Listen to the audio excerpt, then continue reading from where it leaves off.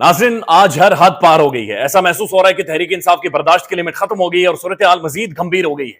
तहरीक इंसाफ ने आज खुलकर अदालतों के हवाले से, अदालतों के अंदर मौजूद जजेस के हवाले से बातचीत की है और ऐसे अल्फाज इस्तेमाल किए हैं कि जिन्होंने कानों से धुआं निकाल दिया और एक मैसेज और पैगाम भी वाज़ेह तौर पर दिया है कि तहरीक इंसाफ अब जो नाइंसाफियां उनके साथ हो रही हैं, जिस तरह से कानूनी मामला को चलाया जा रहा है, इनके ऊपर तहरीक इंसाफ खामोश नहीं होगी। आपको वीडियो भी दिखाएंगे, ऑडियो भी सुनवाएंगे। ये तहरीक इंसाफ के रऊफ हसन साहब हैं, ये इस वक्त सेक्रेटरी इत्तलात हैं। इनके साथ बरीसे गोहर साहब बैठे हुए हैं और ये इमरान खान साहब के वकील हैं। और इस इंटरव्यू के दौरान रऊफ हसन साहब खुलकर ये कहते हैं कि ये इस्लामाबाद हाई कोर्ट के जस्टिस आमिर फारूक साहब या फिर जो अदालतें हैं, ये जजेस नहीं हैं बल्कि ये कातिल हैं और इन कातिलों को ट्रेन किया जाता है। ये अदालतें नहीं हैं बल्कि ये कत्ल गाहें हैं। ये लोगों के गाटे उतारने के लिए, गर्दनें उतारने के लिए इन लोगों को ट्रेन करके यहां पर बिठाया गया है। और आमिर फारूक साहब को खुलकर उन्होंने कहा कि ये ऐसे घटिया लोग हैं जो अदालतों के अंदर बैठे हुए, हम जजेस के मुंह पर जाकर कहते हैं कि जनाब हमें आप पर यकीन नहीं है, लेकिन ये जज फिर भी पीछे नहीं हटते। ये शर्म का मुकाम है। और कातिल आज तहरीक इंसाफ ने खुलकर करार दिया है रऊफ हसन साहब की। ये आप देख लें उनकी गुफ्तगू और आपको खुद ही अंदाजा हो जाएगा कि मामला तब किस तरफ जा रहे हैं। ये जुडिशरी जो है इस वक्त कत्ल गाहों के तौर के ऊपर काम कर रही है। ये लोगों के गाटे उतारने के लिए इस्तेमाल की जा रही है। आई एम सॉरी गौहर साहब के सामने मैं ये स्टेटमेंट दे रहा हूं, ये लोगों को कत्ल करने के लिए। ये किराए के कातिल हैं, ये जजेस नहीं हैं, ये गाटे उतारने के लिए यहां पर अदालतें रखी गई हैं और ये जुल्म कर रही हैं। इसका पस मंजर ये है कि इमरान खान की जो अबूरी जमानत के हवाले से मुख्तलिफ दरखास्तें आज लाहौर हाई कोर्ट के अंदर भी पेंडिंग थी और ये 7 दरखास्तों के ऊपर आज समाअत होनी थी, लेकिन अचानक से कॉज लिस्ट कैंसिल कर दी जाती है।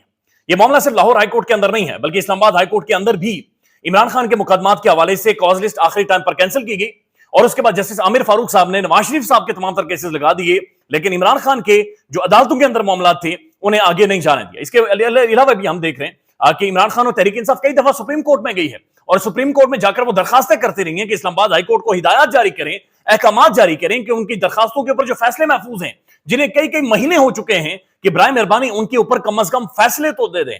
इसके बाद हमने ये भी देखा कि वो बहुत सारे मुअज़्ज़ज़ जजेस जब भी इमरान खान के हवाले से कोई फैसला होना होता है तो या तो उनके घर में बीवी बीमार हो जाती है, या जज साहब खुद बीमार हो जाते हैं, या उनकी कोई जाती मसरूफियात होती हैं, या वो लेट आते हैं, या फिर फैसला इतना लेट जारी करते हैं कि दिन खत्म हो चुका होता है। तो जो कानूनी मामला चले हैं उनके ऊपर तहरीक इंसाफ का आज लावा फटा है और रऊफ हसन साहब ने खुलकर कहा है कि ये कातिल हैं। और हमने देखा कि पाकिस्तानी जुडिशरी का एक रोल रहा है, यानी माजी में जुल्फिकार अली भुट्टो के हवाले से पाकिस्तान की जुडिशरी कंट्रोवर्शियल है। इवन मियां नवाज शरीफ साहब के हवाले से बहुत सारे केसेस में पाकिस्तान की जुडिशरी और जिस तरह से प्रोसीडिंग्स चलाई गई थी वो भी उनके ऊपर भी सवालिया निशान है। और जिस तरह से अब अदालतों ने नवाज शरीफ साहब के मामला पर सहूलतकारी की है वो भी हम सबके सामने है। बात यहां पर खत्म नहीं होती, बल्कि आपने देखा होगा कि कुछ महीने पहले इस्लामाबाद हाईकोर्ट के फाजिल जजेस खुद तहरीक इंसाफ के लोगों को यह कहते रहे कि हम आपकी जमानत नहीं करवा सकते, बल्कि आप जाएं और जाकर प्रेस कॉन्फ्रेंस करें, उसके बाद आपकी जमानत हो जाएगी।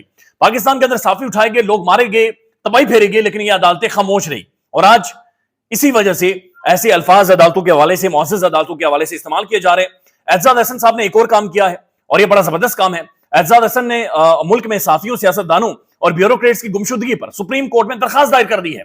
एजाज हसन सुप्रीम कोर्ट चले गए हैं और जाकर उन्होंने दरखास्त दी है कि जनाब ये इस मामले की तरफ पाकिस्तान की अदालतें, जनाब काजी फाइज ईसा साहब, आप मुअज़्ज़ज़ 15 जजेस जिनके पीछे एक एक बंदा खड़ा होता है सिर्फ कुर्सियां आगे पीछे करने के लिए, और लाइव 4 दिन प्रोसीडिंग चलती रही। बराए मेहरबानी इस मामले को देखें, ये इंसानी हुकूक का मामला है और ये मामला शदीद तरीन खराब हो गया है। कानून नाफिज करने वाले इदारे गैर कानूनी तौर पर शहरियों को लापता करते हैं और बाद में मंजर आम पर लाया जाता है। एजाज हसन दरखास्त में साफी इमरान रियाज खान की गुमशुदगी का भी हवाला है कि इमरान रियाज खान सरेआम, यानी एक साफी को उठाया जाता है और अदालतें बेबस नजर आती। साबिक वज़ीर आज़म के personal principal secretary Azam Khan को लापता किया गया। लापता होने के बाद आजम खान अचानक मंजर आम पर आए और चेयरमैन पीटीआई के खिलाफ गवाह बन गए। एजाज हसन साबिक सेक्रेटरी पंजाब असेंबली लापता होने के बाद साबिक वज़ीर आला परवेज इलाही के साथ मुकदमात का सामना कर रहे हैं। शेख रशीद अहमद, उस्मान डार, सदाकत अब्बासी और फर्रुख हबीब को भी जबरी गुमशुदा किया गया, लापता किया गया, जिसे शेख साहब चिला कहते हैं। चिला अल्लाह की राह में आप खुशी से करते हैं, आप अपनी विल के साथ करते हैं, लेकिन शेख रशीद अहमद को उठाया गया। 40 दिनों के बाद उनका वजन कम हुआ, उनके चेहरे की हवाइयां उड़ी हुई हैं और वो एक पॉलिटिकल पार्टी छोड़ रहे हैं। और ये दरखास्त लेकर एजाज हसन साहब सुप्रीम कोर्ट के अंदर चले गए हैं और सुप्रीम कोर्ट के अंदर उन्होंने इस सारे मामले को रखा है कि जनाब बराए मेहरबानी मुअज़्ज़ज़ जजेस इन सारी चीजों की तरफ भी देखें, चूंकि लोगों का पाकिस्तान की जुडिशरी के ऊपर जो एतमाद है वो एतमाद को ठेस पहुंच रही है और एतमाद मुतज़लज़ल हो रहा है, बुनियादी तौर पर वो शेकी हो रहा है। बराए मेहरबानी अदालतें इसके ऊपर कुछ ना कुछ काम काज करें। अब 2-3 अहम तरीन और भी डेवलपमेंट है। एक तो नवाज शरीफ साहब जब अदालत में पेश हुए गुज़श्ता दिन, तो मियां साहब इससे पहले माजी में बातचीत करते रहे कि जनरल बाजवा साहब का, जनरल फैज का اس کے علاوہ سپریم کورٹ کے اور فاضل ججز کا وہ احتساب کریں گے.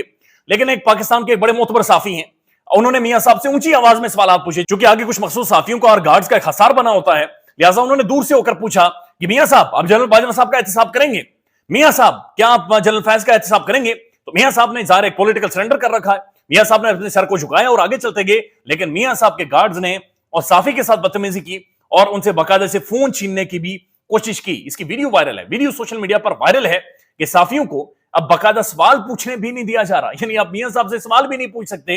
اس طرح کی بادشاہت پاکستان کے اندر قائم کر دی گئی ہے. نصرت جاوید صاحب اگین پاکستان کے پرومیننٹ تجزیہ کار ہیں, انہوں نے اپنے شو کے اندر جو نواز شریف صاحب کا ایک شرمناک پولیٹیکل سرنڈر ہے جو مینار پاکستان میں نظر آیا ہے, جہاں پر ایک پاکستان کی تاریخ کا سب سے بڑا پولیٹیکل سرنڈر ہوا کہ میاں صاحب نے 6 سے 8 دفعہ کہا میں بدلہ لینے آیا ہی نہیں ہوں, میں احتساب کروں گا ہی نہیں, میں اتنا رو جاؤں گا, رو پڑوں گا کہ سیلاب آ جائے گا اور سیلاب میں سب کو رڑ جائے گا, سب تباہی مر جائے گی, سب کچھ ختم ہو جائے گا. اور کبوتر آ کر بیٹھتے رہے, کبوتر نیچے سے پھینکے جاتے رہے, تو اس کے علاوہ کچھ بھی نہیں تھا. نصرت جاوید صاحب یہ کہتے ہیں کہ دیکھو دیکھو کون آیا, شیر آیا کو ماریں گولی. اب ایسا کریں کہ نیا نعرہ لگائیں, اور نیا نعرہ یہ ہے دیکھو دیکھو کون آیا, دند کٹا کے شیر آیا, یعنی اپنے دانت نکلوا کر شیر آیا. وہ کہتے ہیں میاں صاحب نے اگر یہ کرنا تھا تو پھر یہ ادھر ہی بیٹھے رہتے. یہ کیسا شیر ہے, یہ کیسی پولیٹکس ہے پاکستان کے اندر, یہ کیسی یعنی اصول کی سیاست ہے پاکستان کے اندر کہ میاں صاحب یہاں پر آ کر پولیٹیکل سرنڈر کر گئے. وہ کہتے ہیں اس طرح معاملات نہیں چلیں گے, اور اس طرح سے کسی بھی طور پر ان چیزوں کو آگے نہیں پہنچایا جا سکتا زور زبردستی سے. اور میاں نواز شریف صاحب کو جس طرح سے پورٹریٹ کیا جا رہا ہے بطور بادشاہ کے کہ وہ بادشاہ سلامت ہے اور جو کچھ وہ کریں گے, جو ان کے حوالے سے ہوگا وہی ٹھیک ہوگا, اس کے علاوہ کچھ ہو ہی نہیں سکتا. لودھرا کے اندر 10 بندے گرفتار کیے گئے ہیں, اور بندے اس لیے گرفتار کیے گئے کہ انہوں نے نواز شریف صاحب کے پوسٹرز پھاڑے, یعنی پوسٹرز پھاڑنے کے اوپر, پوسٹرز کے اوپر کالٹ ملنے کے اوپر 10 بندے لودھرا میں گرفتار کیے گئے ہیں. اور یہی ساری چیزیں محسوس کی جا رہی ہیں کہ عدالتیں جو فاضل کورٹس ہیں, جو معزز کورٹس ہیں, اب جو یور لارڈشپ ہے, ہمارے معزز ججز ہیں, فاضل ججز ہیں, وہ سہولت کاری کرتے ہوئے دکھائی دے رہے ہو. تحریک انصاف نے رؤف حسن صاحب نے جو سٹیٹمنٹ دے دی ہے, یہ سٹیٹمنٹ انتہائی خوفناک ہے. یہ سٹیٹمنٹ ججز کا بھی پیچھا کرے گی, یہ سٹیٹمنٹ عدالتوں کا بھی پیچھا کرے گی, اور یہ سٹیٹمنٹ پاکستان کی تاریخ جب لکھی جائے گی تو یہ اس کا بھی باقاعدہ سے پیچھا کرے گی. شیخ رشید صاحب کی ایک آڈیو کے حوالے سے گفتگو ہو رہی ہے. حامد میر صاحب یہ کلیم کر رہے ہیں کہ شیخ صاحب نے کسی صحافی کو کال کی اور صحافی نے ان کی کال ریکارڈ کر لی, اور وہ کال جب منظر عام پر آ جائے گی تو تباہی مچ جائے گی اور شیخ صاحب کے لیے بہت زیادہ مشکلات ہو جائیں گی. تو یعنی اندازہ لگائیے کہ اگر شیخ صاحب نے یہ کام کیا ہے تو یعنی یا تو شیخ صاحب کسی اور کیفیت میں ہوں گے تو انہوں نے یہ کیا. یعنی آج کل کی صحافت, اور پھر صحافی کو آپ کال کریں, پھر کال کو صحافی ریکارڈ کر لے, وہ حامد میر صاحب تک خبر پہنچ جائے, اور خبر کو حامد میر صاحب ٹی وی کے اوپر بھی چلا دیں, تو پھر ریکارڈنگ کیا بچی, خفیہ کیا بچی, کال کیا بچی, وہ کیا پیچھے بچا. تو یہ شیخ صاحب نے اگر کیا ہے, کوئی کال ان کی ریکارڈ ہوئی ہے جو کہ منظر عام پر نہیں ہے, بہرحال نیریٹو بنایا جا رہا ہے, تو پھر یہ پتہ نہیں کس طرح سے ہوا ہوگا. لیکن کم از کم تھوڑا سا بھی جو چائے شائے پیتا ہو بندہ, جو رات کو سو کر اٹھاؤ, وہ ایسی حرکت نہیں کرتا. خیال رکھیے گا اپنا. اللہ حافظ. پاکستان میں اس وقت سب سے بڑا مسئلہ بولنے کا ہے. پاکستان میں بولنے نہیں دیا جاتا, زبانیں کھینچ لی جاتی ہیں, ڈر ہے, خوف ہے, ٹیرر ہے.